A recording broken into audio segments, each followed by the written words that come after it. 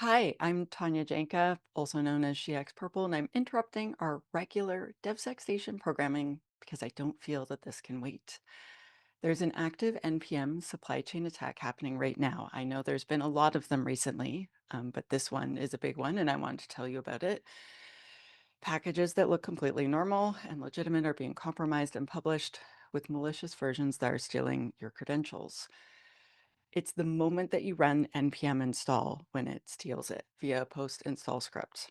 They're taking SSH keys, AWS credentials, GitHub tokens, browser passwords, crypto wallets, literally everything that it can grab, it is stealing from you. And then it will use your published token to infect every single package that you maintain. I would call this attack a worm. So here's what I would like you to do right now.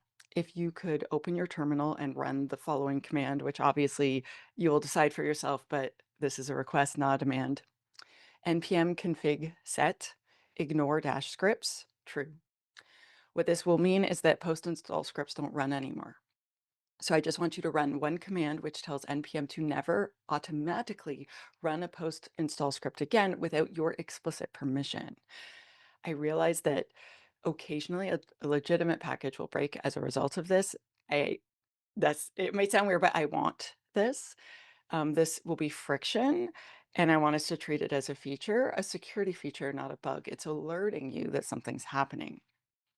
It means that you have to consciously decide to trust the script before it runs on your machine.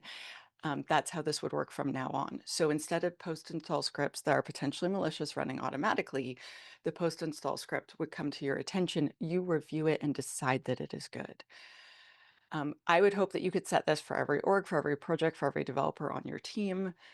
That is what I would like. I want you to set it for yourself today. I'd like you to talk to your team about setting it for everyone as soon as possible. Um, on top of this, if you could run a software composition and analysis tool, also known as SCA, they can catch these sort of things fairly often, fairly quickly. If you could do both, you'd get even better results. Thank you very much. I will be back with your regularly scheduled programming next episode. Thank you.